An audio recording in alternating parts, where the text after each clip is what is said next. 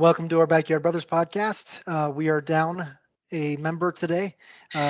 Yancey said his back was hurting him, uh, and so he's going to take today off, and we'll see what help he has for NFL draft next week when we review the things that are going to happen.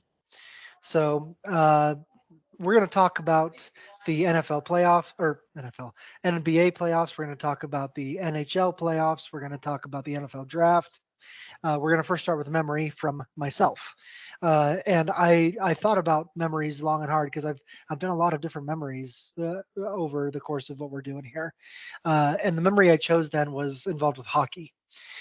2 years ago in the Stanley Cup playoffs, the Colorado Avalanche went all the way and won the Stanley Cup, 2022 Stanley Cup. It was their first title since the late 90s, I think. Um, and it was the first real hockey playoffs that I was watching from beginning to end, almost every game. I was tuning in, and it was a interesting time for us as a family. The first three games I watched at the foot of my daughter's hospital bed in the hospital room Mhm. while she was getting her NG tube in, and they were figuring out what was wrong with her. And so the first three games I'm watching at the hospital TV. Um, and every time the nurses would come in, they'd stop and watch and say, "Are they winning?" And it was a community type event to watch the Colorado Avalanche. We're in downtown Denver, and so a lot of these people are, right there near the ball arena and watching the games and being really invested in a sport that like probably people like me aren't usually invested in. But it was a hometown thing. It was something that was fun to watch, and it was important to support the hometown team in that case. And the Avalanche dominated those playoffs. They swept the first round. They won the second round in 6 games over the St. Louis Blues. They swept the Western Conference Finals, and then they won the Stanley Cup in 6 games as well. And so they were really good that year. They're probably not going to win it this year, but they're in the running at least. So wanted to give you guys any chance to talk about those Stanley Cups if you paid attention or if you watched the video that I sent over to you. Yeah, I watched the highlights a little bit as well, and I have several different thoughts I kind of want to go down. First thing is I have appreciation, a really big appreciation for those who play hockey, for a few different reasons. I mean, one, it's so hard to ice skate, and I mean, just ice skating alone, I can barely do it. But it's fun and it's amazing to watch them how fast they're going, how agile. I mean, they look like NFL football players out there, like they're making these cuts, but they're on ice. It's amazing, and how just how fast everything is. It's really really amazing. It's also very interesting how they allow fights, kind of fights, to happen. It's very interesting, and I really haven't given hockey the time it deserves from my own um, perspective. And so I kind of want to start doing that a little more because it might be something I really do, get into. I've never watched a hockey game from start to finish. The only time I've ever actually watched a hockey game was when I went to a friend of mine hockey game when I was 12. So that's the only time I've been to a hockey game or seen a hockey game really. um, as far as the games go, I mean that first game it was against St. Louis. That was that in the finals or the championship or was that the first round? Second round. First round. Okay, second round. They scored what 6, I think, or 7 points for the first 4 or 5 without unanswered, and so it was just obviously amazing. Just a good team, and it's very fascinating and appreciation for the kind of talent that it takes to play hockey. Yeah, Cody, like you, it's not a sport that I've paid a lot of attention to, but it's incredible that these athletes, these very large people, can combine the absolute grace and agility of ice skating with the physicality of many other major sports, and do it in such a way that is not only graceful but also incredibly powerful and athletic. And so it is a great thing to marvel at. I think all of us, we're a function of where we grew up, either in the Midwest or the South. We're not exposed to hockey. I remember being a missionary in the Northeast, and instead of going to the Friday night football games, you went to the hockey games for your high school hockey team, and that was just a thing that people did, and so I found that very interesting. And so, revisiting this series, and again, marvel at the skill level of these athletes, and also at hockey, which often has scores of 2-1, 3-2, instead is up there 5, 6, 7 points. It's incredible offensive ability. Yeah. Thank you both for talking about that. We'll return to NHL in a little bit.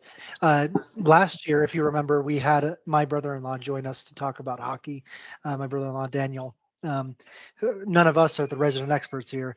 Unfortunately, or fortunately in his case, since he is deployed overseas right now. And so he won't be joining us about that. But so we'll have to manage ourselves. Speaking about managing ourselves, we're going to return to the NBA playoffs for a little bit. We're going to review the games that we didn't review last time, review the series, how they're going, and discuss some of the great games that we've seen so far. Some of them have been truly great. So I'm going to share my screen real quick. Okay, are you seeing this first one, which is the Heat 76ers play-in game? I believe this finished while we were on the call last week, and so Yes. we're just gonna review this real quick. That game ended 105-104 for Philadelphia, in kind of a crazy end to that game where Tyler Hero made a 3-pointer to bring it within one, and then I couldn't tell whether it was on purpose or on accident, but they kind of threw it off of Tyrese Maxey so the clock would start running and it would go out of bounds. If it was on purpose, it was brilliant. It was a genius move, but I don't know if it was or not. Anyway, we all chose the 76ers, so we all were right there, but by only 1 point. Any talk about that game? Just an exciting game, and that last couple of seconds was very interesting basketball for it to end that way. Yeah. Okay. I'm not sure I have a whole lot really to add to what you guys have said. Okay. So the other play-in game that happened last Wednesday night, the Hawks against the Bulls, this was an elimination game. The loser was eliminated completely from the playoffs. And in this case, the Bulls won easily, 131-116. And not only that, but let me go back here. Kobe White had 42 points in that game, 9 rebounds and 6 assists, almost a triple double. He's not a guy. He averages 19 points a game. I mean, that's pretty good. But scoring 42 in that game he just went crazy in that game and just made shot after shot and just put the Bulls way too far ahead. The Hawks are a bad defensive team to begin with, but Kobe White and the rest of those Bulls just took it to the Hawks. Any comments there? We all were right as well. Yeah, Kobe White is a finalist for most improved player. It's obvious to see that he carried the team right there, and so I'm excited to see where the voting ends up for him being most improved player. Yeah, I was just gonna say this isn't a surprise to us, and I don't think it should have been to really anyone. This is what we all predicted would happen, and they showed why. Okay.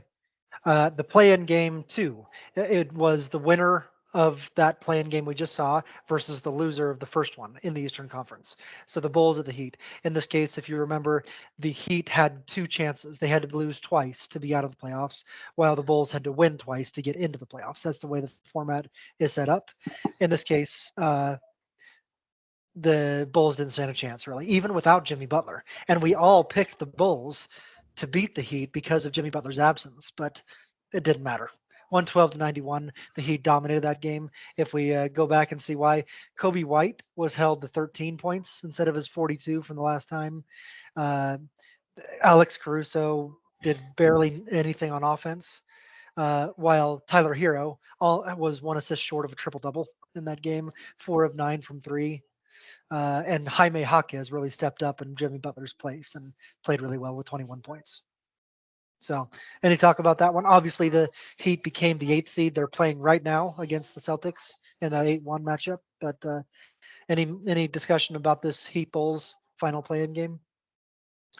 I think we were surprised, and I think it just shows that the Bulls just fell apart, and that inconsistency that has hurt them all season hurt them right here. And I think I'm going to also kind of talk on the opposite side of this, that we, all of us being guilty of it, that we thought that the what am I thinking? The Heat without their star, their franchise player, if you will, Jimmy Butler, was just going to fall apart. But they came out and showed us that they still have a team, that it really is a team and not just the player. And so we can't take that for granted. And as we're watching right now, I mean, the Heat are up on the Celtics, so it's we gotta take them for what they are, and that's a good basketball team. Yeah. Okay, the last play-in game was the Kings against the Pelicans. Once again, the Kings had to win twice to get in the playoffs, and the Pelicans had to lose twice. And in this case, the Pelicans, we all thought the Kings would win for the same exact reason as the last game, that Zion Williamson was out for the Pelicans. And for maybe the same exact reasons, the Pelicans responded and said, no, we're going to win this game anyway, 105-98. And so the Kings, they had a better record this year than they did last year, and they still ended up the 9th seed. That's pretty insane, and are not making the playoffs at all. They didn't lose anybody from last year. Obviously, Malik Monk was injured. Maybe that played a little bit of part into it. But we'll talk about the Kings when we do the NBA season review. But anything about this game?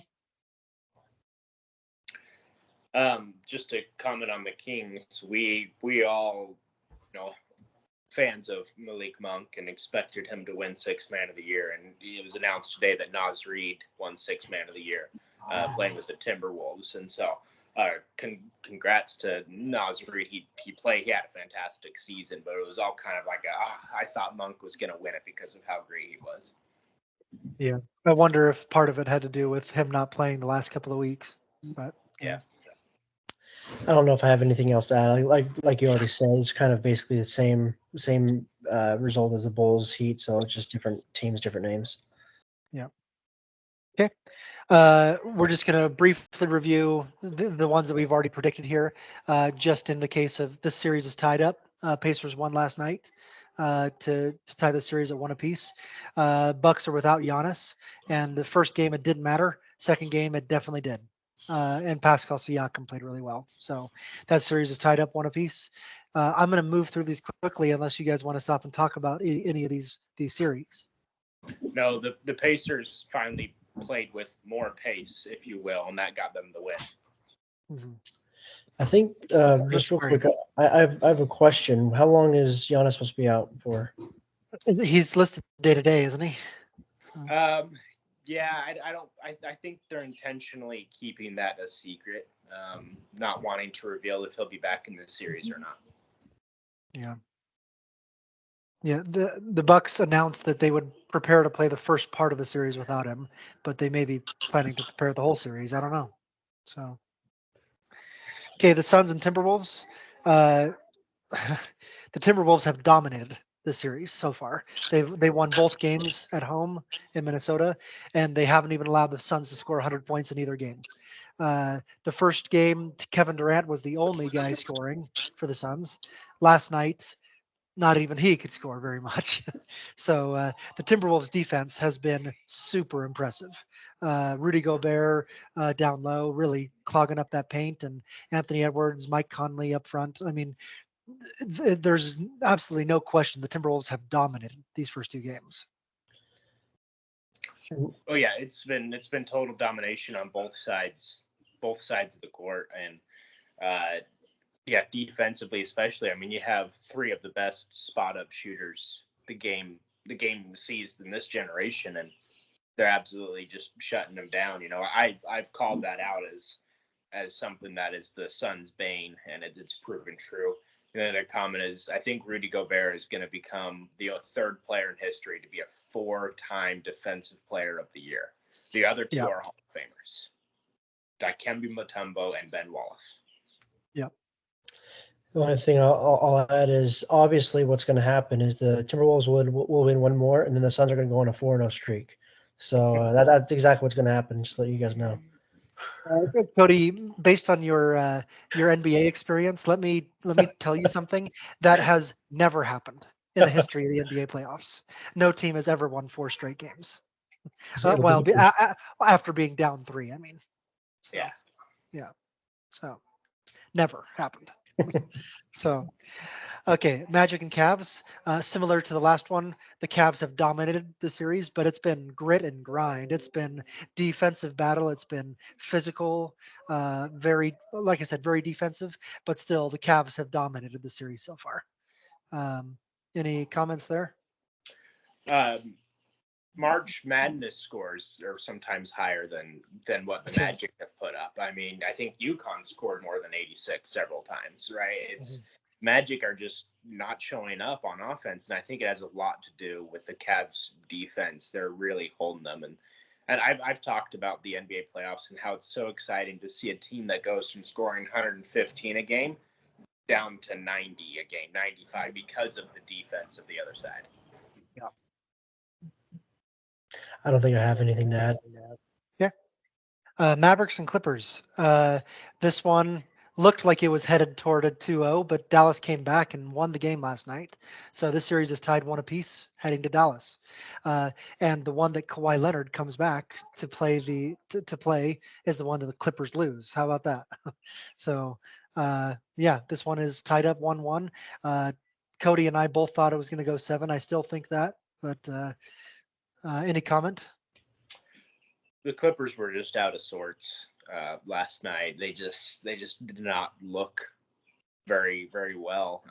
Really, just maybe it's with Kawhi coming back into the lineup. They just were not playing very well as a team, and it took the Mavs playing really well in order to beat them. Yeah, that's true. I'm not sure if I can add any more of substance. Okay. Lakers and Nuggets. We may spend a little bit on this one in just a second. So Nuggets have won both games in the series, but Game 2 was insane. So let me start by saying that the Lakers led that game by 20 points in the second half. And the Nuggets came back. It took them most of the game most of the second half to come back there, but then the last 2 minutes, I sent you guys the last 2 minutes of that game, and watching that, really good basketball by both sides. Honestly, both sides played really well, and Nuggets ended up going 7 for 7 in their final shots to win that game, including a buzzer beater that we were hoping we'd get some buzzer beaters in these playoffs, and we've already got one in the first round here. What a shot by Jamal Murray. And one thing I'll say, and then turn it over to you guys. Watching the Lakers in press conference after the game, they seemed like they were so upset about that. They were so upset about several things, but mostly they were so upset and mad that they lost that game. And it almost seems like they absolutely had their best game, and they still lost. And I think that kind of ended their hopes to win the series, losing that game. Yeah, it was to start where you left off there. It was I watched those, and both from AD and LeBron, both of them left the press conference early. Both of them answered a question, threw the mic down, and walked out. I mean, both of them, and these are veterans who spend a whole lot of time in front of the camera. These are people who are used to constant media pressure, and both of them were just sick to their stomachs about how this game ended, that they didn't even finish their interviews. And so I thought that was telling of what the attitude is like, and it's going to be hard to recover from that. Fortunately for them, they get to try to do it in LA, and we'll see how that goes. But yeah, the Nuggets are going to be riding a high off of what just happened, coming down from 20 points in order to win on a last second shot and have so much positive emotion coming off of that. They're riding a high into the game. I don't know if it's tomorrow or Friday, but yeah. Tomorrow. Yeah, I mean, the only thing I'll add really is we've already stated that the Lakers are a really good postseason team. But the Nuggets are unquestionably one of the best teams in the league, if not the best team, and they proved it. They're playing against a really good postseason Lakers team, and they come back to 20 points. They're able to do this buzzer beater. So I mean, of course, Lakers need to keep trying, but the truth is they're facing the Nuggets. This is a good team, if not the best team right now. The truth is the Lakers have now lost 10 consecutive games to the Nuggets, dating back to more than almost 2.5 years ago. Yeah. So, yeah, a year and a half, maybe. Anyway, okay, 76ers and Knicks, another crazy ending that happened 2 nights ago. Knicks have won both games in New York. Both of them were close, especially Monday night when the Knicks went on a furious rally. They scored 8 points in 20 seconds, and that's unheard of to be able to do that to win that game. They were down 101 to 96 with 27 seconds to go, and the Knicks went on an 8-0 run in 22 seconds to win the game. So a lot of things happened. Tyrese Maxey, I mean, the NBA said that he was fouled now, but he tried to sell it too much. I think he kind of flopped on the floor, hoping he'd get a call and drop the ball, and the Knicks picked it up. And so, and then more than that, though, you got to give credit to Isaiah Hartenstein for getting that offensive rebound and then kicking it back out to Dante DiVincenzo for the three. And one more thing I'll add before turning it over to you guys. It's the Villanova boys playing their hometown Philadelphia 76ers team. There's 3 guys on the Knicks from that played at Villanova, which is located in Philadelphia. So they're playing against their hometown team, and so far they have a 2-0 lead. Yeah, I'm wondering every second why I picked the 76ers to win this series, and I think it's because Julius Randle. Yeah, Julius Randle's out, but then you look at what Hartenstein and DiVincenzo have been doing. They've been picking up all of that slack and more, and really helping to lead this team. It was really impressive comeback, 8 points in 27 seconds. I have a buddy at work who's from Philadelphia, and another buddy who's just as into sports as I am, and he said that he texted the Philadelphia guy with a minute left in the game and said, "Hey, looks like your Sixers are finally going to get a win." And then 8 points in 27 seconds. I was just gonna say, Dustin, you're not the only one wondering why you chose the 76ers to win. So no, I'm kidding. Like I said, I don't know anything really. I've been watching a lot of Friends clips, and so they're all obviously big Knicks fans. I was like, you know what, the Knicks are better. They seem to be better on paper. Statistics. I don't know the name of like specific players or anything, but my thought was, I'm just gonna go Knicks, and then it turns out everyone else is going 76ers, but. I guess the Knicks are holding me up, or at least your friend is jinxing them. So let's just go ahead and have your friend keep jinxing. Yep. Okay, Pelicans and Thunder. We've only had one game so far. The Thunder won in a brutal kind of physical defensive matchup. They won 94-92 to take the first game. The second game is later tonight. So, any thoughts about that one? That series? Yeah. Me as the Thunder fan, that game had me really concerned because the Thunder were not playing very well, and for them to win that game was really, SGA got a and one call that was kind of questionable near the end, and that helped them that basically won the game for them. With a minute left, and so I'm concerned, and I really hope the Thunder get it together. I predicted this series to go to 6, and I think that still will. But that game one scared me. They did not play well at all, and I think it's the youth and the inexperience. Yep. I don't think I have anything to add.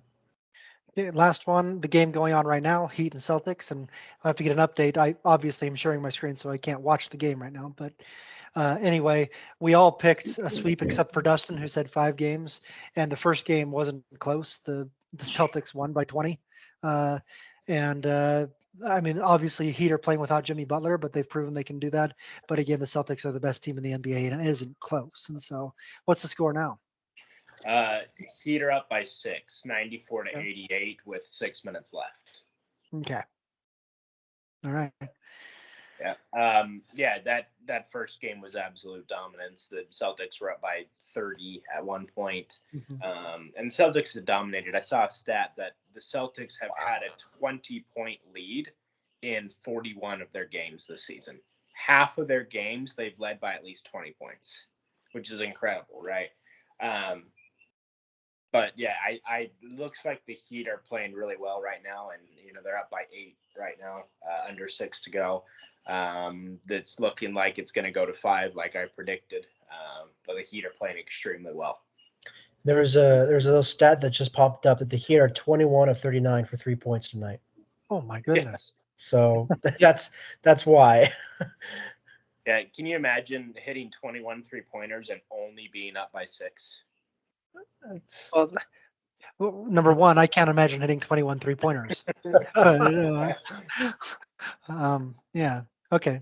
Well, that concludes our look at NBA basketball. We'll obviously check in every week about what's going on with a little bit more predictions. Maybe not quite next week, but maybe some next week if we get some early outs in the series. So the next one is my next screen here. We're going to look at the Stanley Cup playoffs. This is the NHL. This is what's going on right now. We're in round 1. Obviously, NHL happens around the same time as NBA playoffs. They happen simultaneously, and so it's hard to kind of watch both of them, but you can kind of keep track of both of them and watch some nights. Like I said about Colorado Avalanche, I was watching NHL instead of NBA that year, those playoffs, but so far not this one. But right now we have the number 1 seed Dallas Stars, who are the best team in the NHL, but they lost game 1 to the defending Stanley Cup champion, Vegas Golden Knights. And so they have to come back from that. And then we're still seeing your Celtics Heat screen. What's that? We're still seeing your Celtics Heat screen. Oh, are you? Okay. I need to stop sharing and share again then. How's this? There we go. Okay. So yeah, Dallas Stars are the best team in the NHL, but they lost game 1 to the defending Stanley Cup champions. And so they have to come back from that. On the other side, Florida Panthers went to the Stanley Cup finals last year, and they look positioned to do that again. They've won their first 2 games against the Tampa Bay Lightning. We have the Boston Bruins, Toronto Maple Leafs fighting that 4-5 matchup. They're tied 1 apiece. New York Rangers and Washington Capitals, Carolina Hurricanes and New York Islanders. Over on the West, Winnipeg Jets and Colorado Avalanche are tied 1 apiece as well. Vancouver Canucks, Nashville Predators, 1 apiece, and Edmonton Oilers and Los Angeles Kings are the other 2. So that's what we got so far. Any comments before we just start blind predicting, essentially? Oh.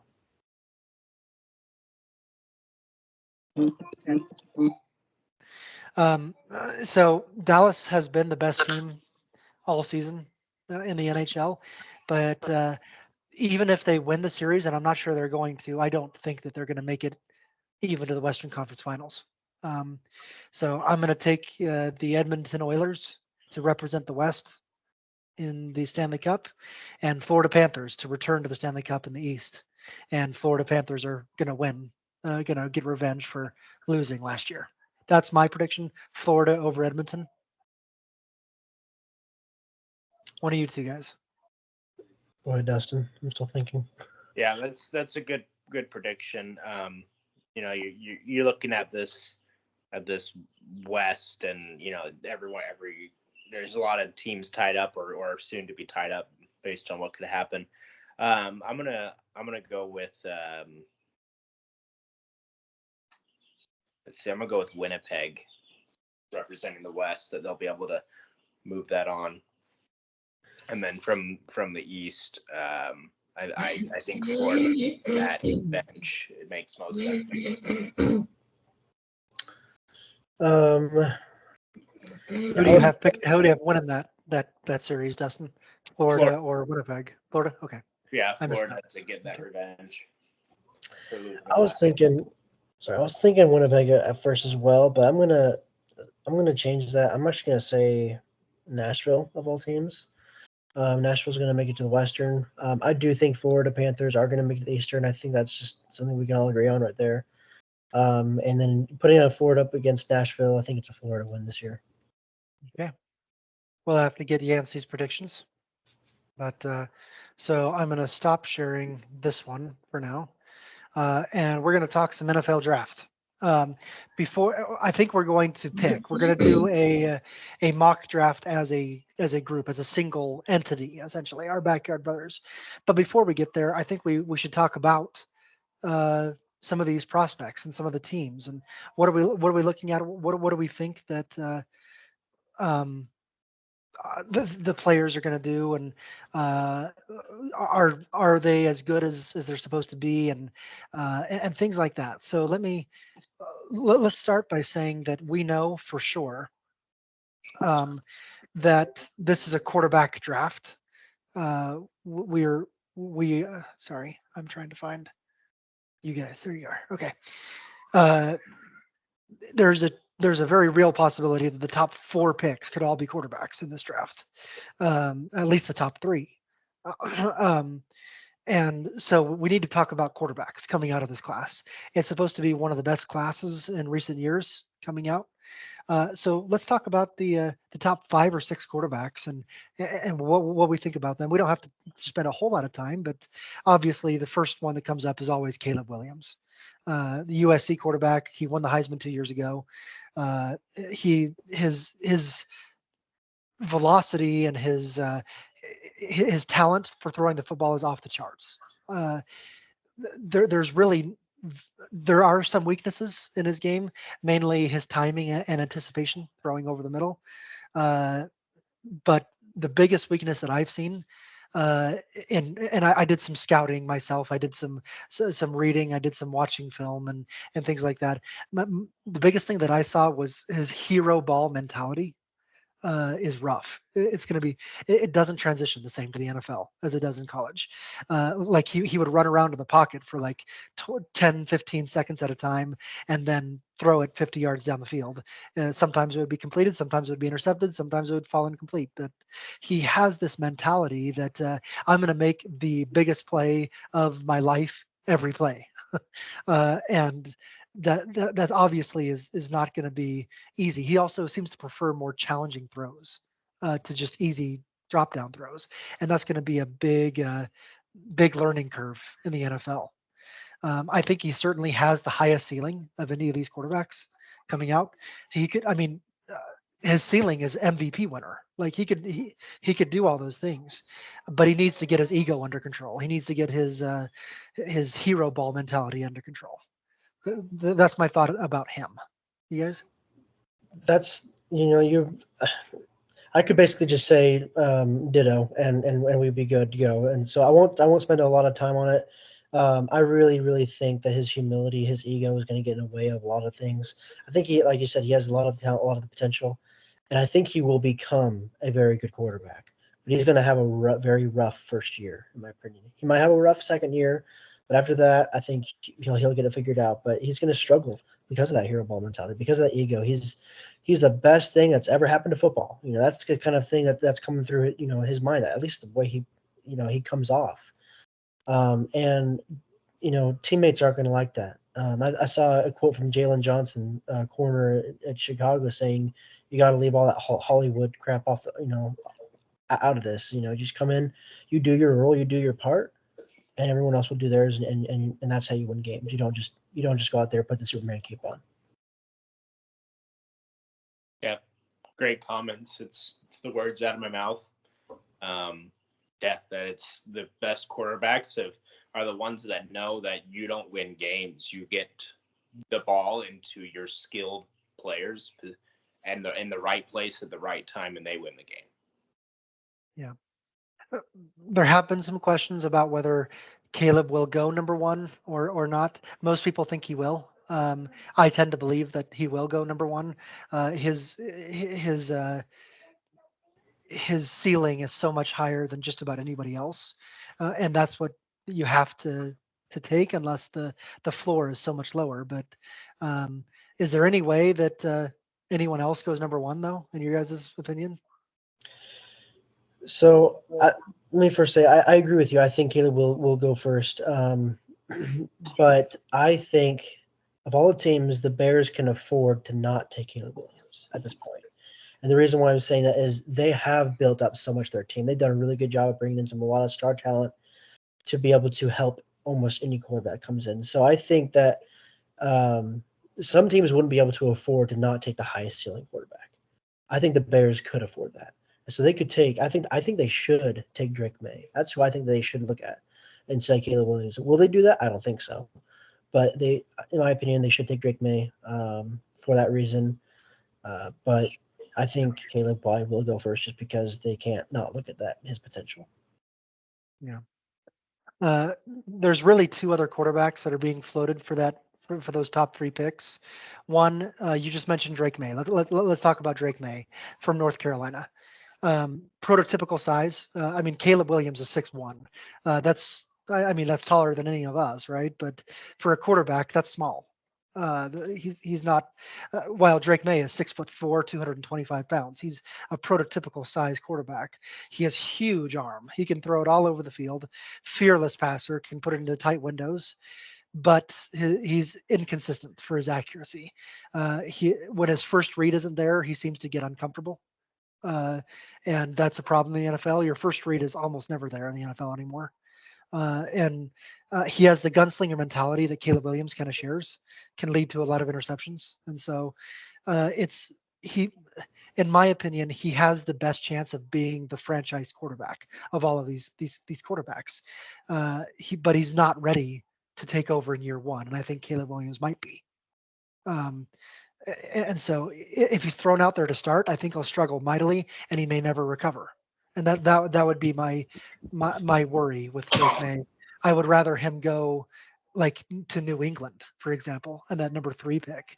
That's where I would look, because they just got Jacoby Brissett to maybe be a bridge quarterback.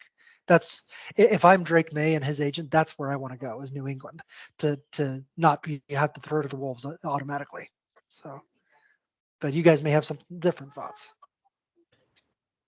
Go ahead, Yeah, Justin. I don't know if I care who the quarterback is. If I'm a general manager, whoever I draft, I want to ride the bench their first year. I want them to wear a headset. I want them to understand plays and be ready for year 2. I never want to start a rookie quarterback. Yeah, and I definitely like that mentality, but also I understand why a lot of them are looking for a rookie to come in, someone who's already ready. You might need to remind me, Scott, but who else is at quarterback right now in Washington? What? I don't know. Is there anyone there? Is it Marcus Mariota? Thank you. That's what Pam reminded me. So, like I said, Dustin, I like the idea of letting him ride the bench, but I think, and I see your concerns there, Scott. I think that, going back to my thought, the Bears being able to afford to not go with Caleb Williams. If they were to take Drake May, I understand that they would expect him to start right away. Due to, there's going to be growing pains, and I think that should be expected no matter what. If you don't expect any growing pains, you're going to throw yourself in the hole. But I think that all the star talent that the Bears have acquired this offseason, they've done a really good job in free agency. I think it is made perfect for a rookie quarterback who is ready enough to take the reins. Like I said, it would be a rough year, but I think that with that roster that's been built up, they're able to go with someone else other than Caleb. And I think Drake is the one, in my opinion. Okay. That third quarterback that's put in whatever order for those first 3 picks is the Heisman winner, Jaden Daniels from LSU. Rather than me start, why don't one of you start and give your scouting report about Jaden Daniels? Dustin, go ahead. So yeah, just a little bit that I've seen and watched, and then I got a buddy who's a big LSU fan, and so I asked him his opinion, and he said, A, never should have won the Heisman, and B, he's going to be an absolute bust. Is his opinion, even as an LSU fan, is that this guy is, not only does he have the hero ball mentality, but he's just a bad decision maker, and that he's got a great arm, he can throw it, but then he's this 190-pound kid who isn't afraid to try to run over a linebacker. And he may have great talent and may play 4 great games, and then he's going to spend the rest of the season in a wheelchair. And that's probably what we're going to see is not only some really bad decisions out of him, but also some bad injuries. I think I honestly agree with you, Dustin. That's kind of what I was thinking. I was really surprised that he won Heisman. Looking at the stats, I mean, maybe that's why they chose it, but that's, the team did really good. And I agree that he's gonna, just tuck and run one day and run into, a big boy in the middle, and he's gonna just get crushed down there. So I don't know why he won the Heisman. He's a great player, but he's not going to translate into the NFL very well. He might be a backup quarterback. For the most part, I agree with both of you. He's 6'4", right? I mean, he has good length, but like Dustin said, he's barely over 200 pounds. I think he's listed at 210 technically. I'm not sure he's that much, but he's a very slender frame. And as a quarterback in the NFL, you're going to get broken by T.J. Watt coming around the edge there, and so durability is a concern. Accuracy is pretty good, honestly, but the arm strength is weak. He doesn't throw very far, at least with the zip that you want it to be on. And so, I mean, I think he's ready right now to lead a team because he has 5 years of starting experience in college. I think he's ready, but it's going to be a really rude awakening into the NFL. He's not going to have those 10 to 12 seconds to run around the pocket and scan the field and make that Heisman level throw. He's going to have to learn to make the 2-yard drop offs to his running back, which he never did at LSU ever. He's going to have to throw some balls out of bounds. Oh my goodness. Why would you ever do that? And he can't, like you said, Dustin, try to run over a middle linebacker in the middle of the field. Not going to work. So, but in my mock draft, my personal one, I have Caleb Williams going 1, Jaden Daniels 2, and Drake May 3, because in my mind, Jaden Daniels is ready to be a starter this year, and Drake May is not, in my opinion.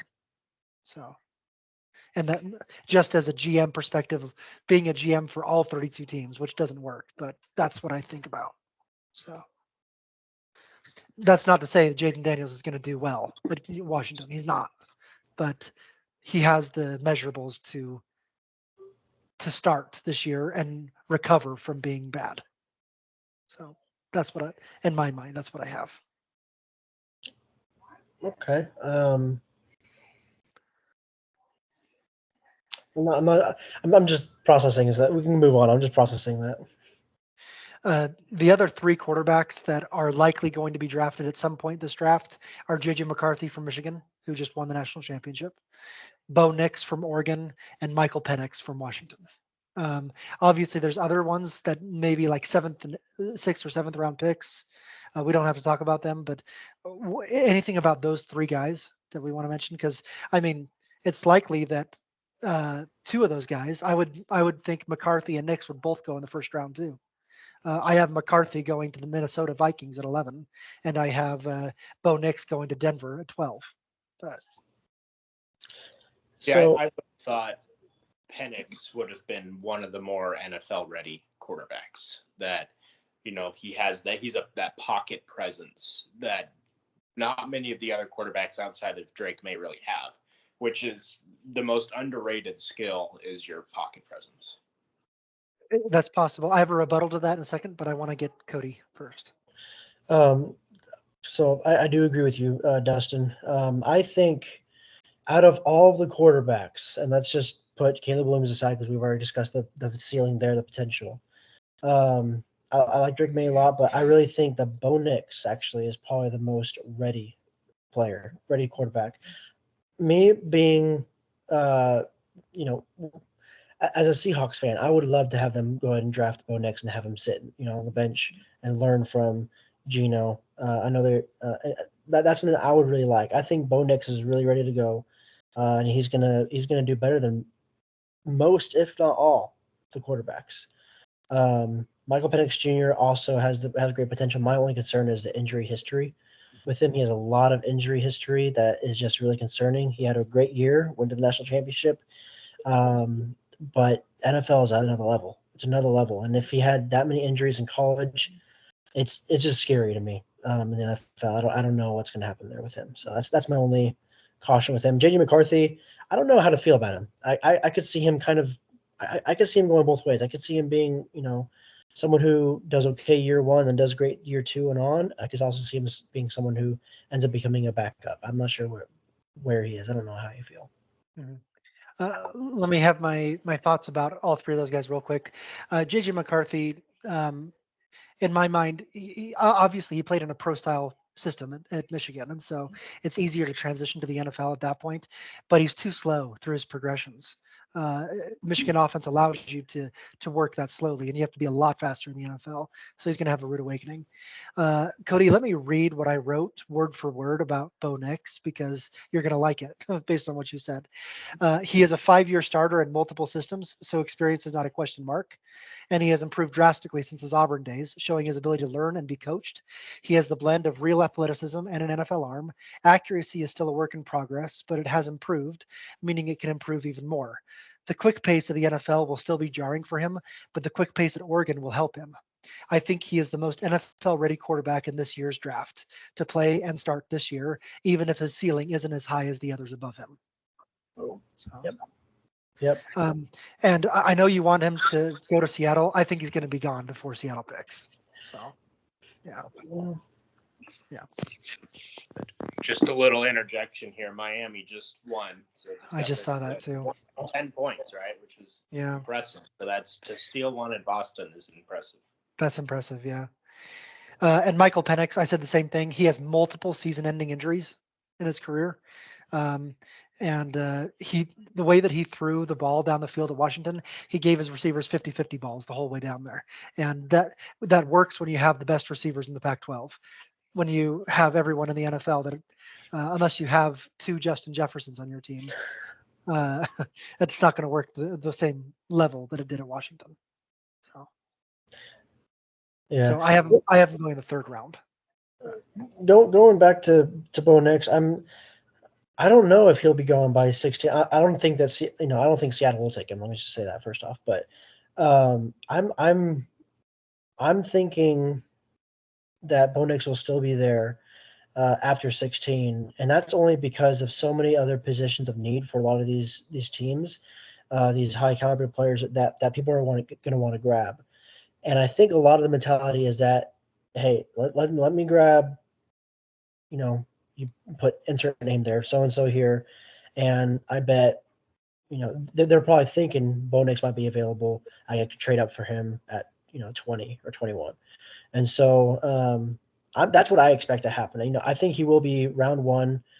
I'd be, he could go early round 2. I'd be surprised if he drops that far, but I would be surprised if he's gone before 16. Like I said, I have him going to Denver at number 12. But Denver just traded for Zach Wilson. Not that that's huge things. I still expect them to draft a quarterback, and then maybe Wilson starts this year as a bridge. But that's just what I picked. I had McCarthy going 11th to Minnesota. But okay, are you seeing with that in mind, Cody, about who's going to be there at 16? We're going to start a draft here. So we're going to do our little mock draft and share it. So Chicago Bears are on the clock. We know they're taking a quarterback. Is it Williams, May, or Daniels in this case? I think the big consensus across all the experts is it's going to be Caleb Williams. But and I think if two out of 3 of us say a name, that's what we should go to with majority. And I think in this case they are going to say Williams. Dustin, you agree? Yes, I think they're wrong. Yeah. Okay, number 2, Washington Commanders. We know they're probably going to draft a quarterback too. Is it going to be Drake May or is it going to be the LSU star? And this is my thing here, because we know we want a quarterback here. So I expect it to be Drake May. Jaden Daniels has dropped a little bit in this ranking, but are we thinking it's May? Or are we thinking they're going to draft a different position, for example? That's a gamble because they don't have a quarterback on their team. So I would think Jaden Daniels, and they would go for the more mobile. in that system with Dan Quinn, who was with Russell Wilson in Seattle, I do think that might be the case that they would go Jaden Daniels. So okay, is that what we're doing then? That's the majority. So Okay. New England Patriots. Also, we know that they're probably going to be drafting a quarterback. They don't have one on the roster, except they just traded Mac Jones to Jacksonville a couple months ago, so they need to draft a quarterback. The only other one left is really Drake May for the top 3 picks, right? So what I said here, and this might change a little bit now with Drake May still available, but I actually said that they're going to take Marvin Harrison Jr. here as a receiver and then trade up later probably for a quarterback. So I'm going to say Marvin Harrison Jr. still, but at this point with Drake May available, I could see them going for Drake May. Yeah, I think Robert Kraft wants another Tom Brady, and Drake May is that same prototype. Yeah. Okay. Number 4, the Cardinals. They've been linked with Marvin Harrison all offseason for the draft, and if he's available right there at number 4, I think they're picking him quicker than anyone has ever been picked. Like he's going to be called within the first couple seconds of his clock. That's my thought. Marvin Harrison is gone to the Cardinals. With him still available, Marvin Harrison is to the Cardinals, yes. Yeah. Okay, number 5, the Chargers. They traded Austin Eckler, so they need a running back, but I don't know if they would take a running back with a 5th overall pick. Most likely, they're looking at a receiver. So I think my expectation is that they're actually going to go tight end, and they're going to take Brock Bowers. I think they're going to want, he has the speed, the agility, the hands of a receiver, but then the big body of a tight end. So I think that they might want to do that because I think they do have that kind of need, and that also fills a little bit of that need of receiver. So that's my call is Brock Bowers. I think that's actually a really good call because the Gerald Everett is gone now, and he was not very good to begin with. So I like that pick of taking Brock Bowers 5th overall. Yep. Okay. Giants at number 6. They do need a quarterback, but I don't think any of these other quarterbacks are 6th overall worthy. So they're probably going to go offensive line is where they need the most help. I was gonna say, I have them taking Joe Alt. Yep. Yeah. Dustin? Yeah. Okay, Titans are number 7. They struggled with wide receiver needs all last year, and with Malik Neighbors right there, who is kind of up and down with Marvin Harrison as the best receiver in the draft. He's available at number 7. I'm picking him up. Malik Neighbors. Yeah. Yeah, Malik Neighbors. I had Malik Neighbors already gone by this point, but if he's available, he's going there. Okay. Number 8, the Falcons. Their biggest need is probably in the secondary or up front, defensive line or cornerback. And at this point, you have Cooper DeJean and Quinyon Mitchell at 8 and 9 right there. You have an Iowa and Toledo guy. I think Quinyon Mitchell's really, really fast, could also be a returner. And Cooper DeJean is more of a lockdown, bigger cornerback. So which one would the Falcons do in this case? I'm thinking they're going to take Cooper DeJean and go with the lockdown corner. That's my opinion. Or at least I'm with that. Good call. Okay, the Bears have the number 9 pick as well as the number 1. They've already taken the quarterback, and look, you have Roma Dunze right there at wide receiver. They also need a defensive lineman. Jerzon Newton is down there. Byron Murphy is down there. But with Roma Dunze there, do you take him? It's really tempting, but they've had a lot of good picks in free agency. They got, what was it, Keenan Allen, I think. They got Keenan Allen there now. So I think they're actually going to take Jerzon Newton. Hometown kid right there from Chicago. Yeah, that's what I think they'll do, but it's really tempting to take Rome. I think they go defense. Yeah, they take their hometown kid. Mm-hmm. Okay, the Jets at number 10. They need a whole lot of things. Offensive line is the biggest need, I think. Wide receiver is also a big one. So they're kind of looking at either Rome Odunze there or one of these two big tackles, Taliesin or Troy Fautuno, in my mind. I think if I'm the Jets in the draft room, my eyes were on Taliesin, but if I see Roma still available, I'm taking Roma at this point. If I'm the Jets, Yeah. Um, I'm just trying to think from the Jets' perspective, what's the worst possible decision they could make? well, let me tell you this. Aaron Rodgers got hurt in 4 plays because of the offensive line play. I am taking an offensive lineman. Yeah. Yes, Romo Dunze is tough to pass up there, but you need to protect Aaron Rodgers to have a chance this season. So that's true. That's fair. Yep, that's a fair point. So I'm going to take Taliesin. Okay. Okay, the Minnesota Vikings, they've been linked with a quarterback. They don't have a quarterback yet.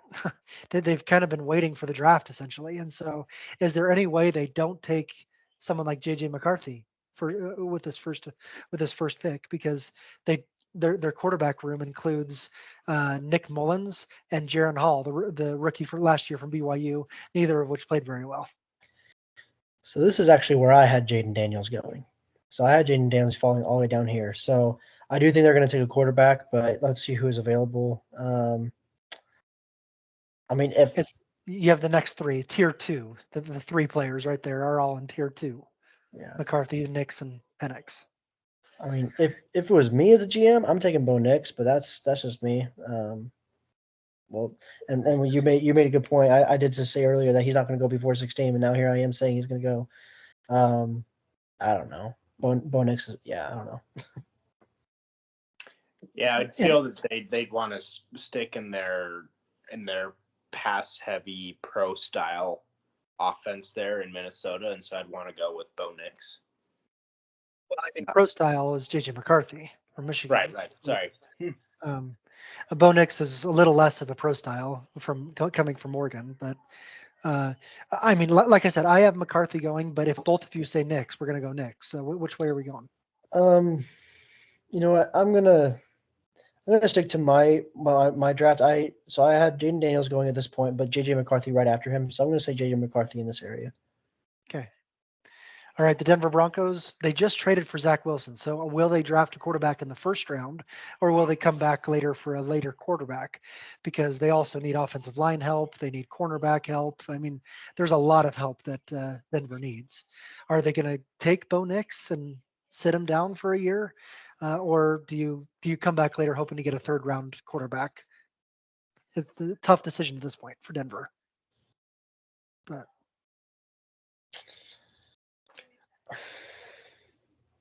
do they go ahead, Dustin? I would expect them to go with Rome. I was just thinking they just got rid of what's his name, the Jerry Jeudy. They need the wide receiver to take his place. Yeah, so, I agree with that. Romo Dunze is still available. I think they take him. Okay, Raiders. They need a lot of help. The offensive line is the big one, I think. In Las Vegas needed help all season for that. So I mean, unless you think they're going to take a cornerback, which they also need. Quinion Mitchell is 9th ranked player, and the Raiders really struggled on defense. So can they pass up Quinion Mitchell? I have him taking Quinion. That's what I have him here. But the offensive line is one of the most important positions of football. So, but I have him taking Quinion. Dustin? Mitchell. Okay. All right, New Orleans Saints. Quarterback, maybe not first round quarterback with Derek Carr still there, but wide receiver is a big need. Offensive line after it very much underperformed last year, but defensive line was a huge need last year because they didn't really get any help. And when you have an edge rusher here, you have Byron Murphy, the big defensive lineman there. So at defensive tackle, in my mind, the Saints take Byron Murphy. But yeah, that's what I have, Byron Murphy. All right. Seahawks now. Oh, wait, sorry. Colts first. Their needs are on both sides of the pass game, wide receiver and defensive back. And you have Alabama's Terry and Arnold right there. Probably that's what I would do if I'm the Colts. I'm taking my Alabama cornerback. That's what I have. I'd say Richardson's coming back, and they're going to want to get him a receiver. Yeah. Okay. Well, I think two of us are saying Arnold, so that's what we'll do Mhm. here. Okay, you got the Seahawks.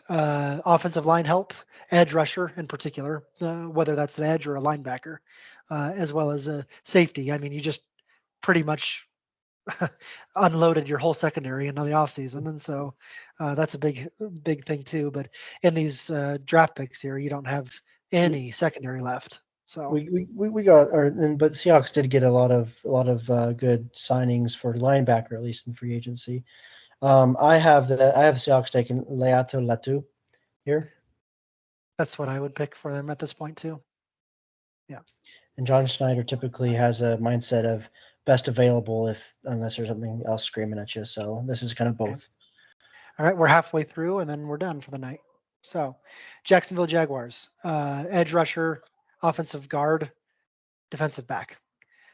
At this point, you're looking maybe at Dallas Turner from Alabama, but That's what I have. maybe Jared Verse. So, I haven't taken I, Dallas. I would actually look at them taking Jared Verse just because he's a hometown kid right there from Tallahassee, right there, Jacksonville area. Uh, the honestly, the rank isn't too much, but Dallas Turner is a little bit better. What do you guys think? Turner or Verse? Turner. Okay. I have Turner. All right, Cincinnati Bengals. Tight end is a big need. Offensive tackle. You have Troy Fautanu right there, as well as Fashanu from Penn State and Latham from Alabama. Your top three players are tackles. Can you pass up that if you're Cincinnati? You got to No. take the offensive line. That's where they struggled. I haven't taken Troy. Yeah, take the best available offensive tackle if they're all there. So, all right, Los Angeles Rams. Also offensive line help, defensive line help now that Aaron Donald's gone is a big thing. So, what do you guys think here? Because at this point, you got edge Jared Verse, but he's not much of a defensive lineman interior guy. And so for that, you'd have to go all the way down here, and you're still not seeing one. So what do we do here if you're LA? So I have them actually going tackle. I have them going taking J.C. Latham at this point. Yeah, I'll do that. Okay, Steelers receiver and offensive line is a big need. So are they again hometown kid right there from Pennsylvania? Uh, I don't think there's any way they pass up Olumi. Well, okay, that guy.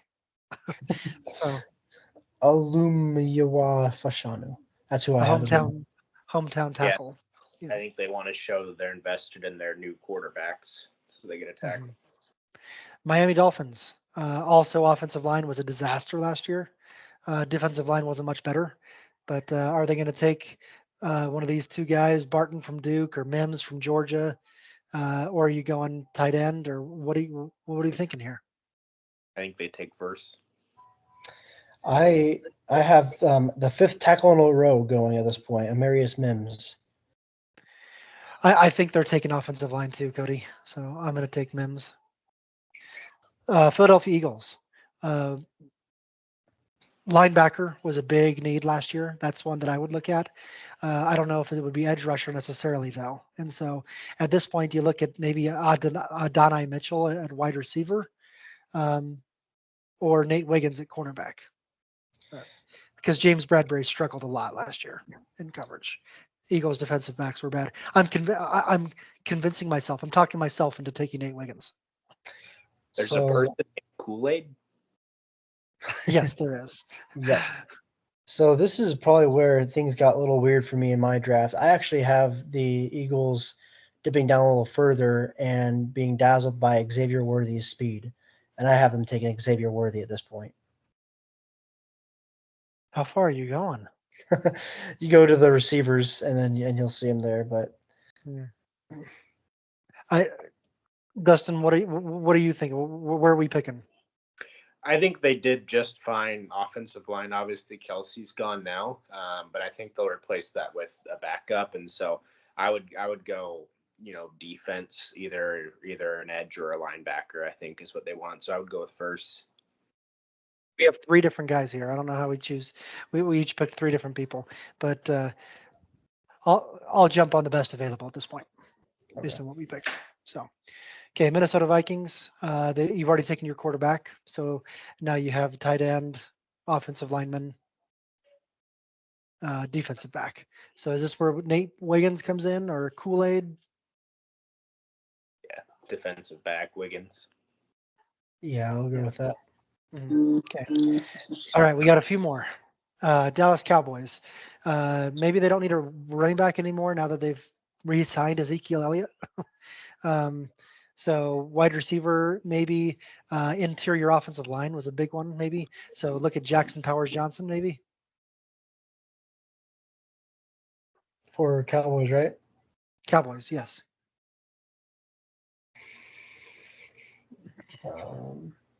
So I actually have them taking Adonai Mitchell at this point, but you guys already took him? No, he's there. Oh, he's there. That's why I have the Cowboys taking actually going receiver for Dak, seeing if they can help him there. Another hometown receiver, maybe. Mm-hmm. So I'll do that. I'm kind of trying to speed us up a little bit because we're closing in on bedtime over here. So Okay. Green Bay Packers. Offensive line is probably a big need, as well as defensive line. I have Graham Barton. Barton, I'll take him too. Okay, Tampa Bay Buccaneers. Offensive line as well, defensive edge in particular, maybe a tight end, maybe maybe a linebacker in Peyton Wilson. They have a lot of needs, but what do you guys think? I think they would take Powers Johnson. With Ryan Jensen needing just about retiring at center there, that's a good move, I think. Yeah. Arizona Cardinals. You've already taken your receiver, so now you're looking maybe offensive line, perhaps defensive line too. I can see that. I have them not wanting to pass up Kool-Aid McKinstry here, but I can see what you're saying as well. I see that too, Cody. Let's go Kool-Aid. They need help. He's going to burst through the walls. Okay, the Buffalo Bills. You've traded away most of your receivers, so at this point, you got to take a top receiver, right? Brian Thomas. Yeah, that's what I would take. Yeah. Okay, Detroit Lions, guard, an edge rusher, a defensive back. Defensive back was their main struggle last year, and so that's kind of where I would look at is Mike Saints, this guy from Michigan, another hometown kid there. Michigan going to Michigan. Sure, I'll go with that. Okay, 3 more left. The Baltimore Ravens seem like they always need receiver help, and you have Troy Franklin, the best available player. Yeah. Troy Franklin joining Zaire Franklin, right? Yeah, we can do that. I have Ladd McConkey actually going there, and 2 very similar Zay Flowers essentially. Zaire Flowers, that's right, Zay Flowers. But yeah, you can take Troy. Okay. All right, the 49ers, specifically they need offensive line help. That's where I would throw my first round pick as offensive line for the 49ers. Looking at Zach Frazier or Jordan Morgan, center is not a big need, but he could slide over. In my mind, I would take Jordan Morgan from Arizona. I would too, just because Trent Williams is going to retire soon. Yeah. Okay, and our last pick of the first round, the Kansas City Chiefs. Receiver was the big one linked. Obviously, they struggled all last year in catching the balls. And Ladd McConkey is right there available from Georgia. Yep. Yeah. Okay. All right. Well, we're going to see how accurate we are tomorrow, and we'll talk about this review next week. Next week, our tentative agenda is going to be reviewing the NFL draft is the main one. Ongoing NBA playoff discussion. Those are the 2 I can think of right now. There may be a couple more, but any last thoughts? I don't think so. Go Thunder. All right. Talk to you guys later.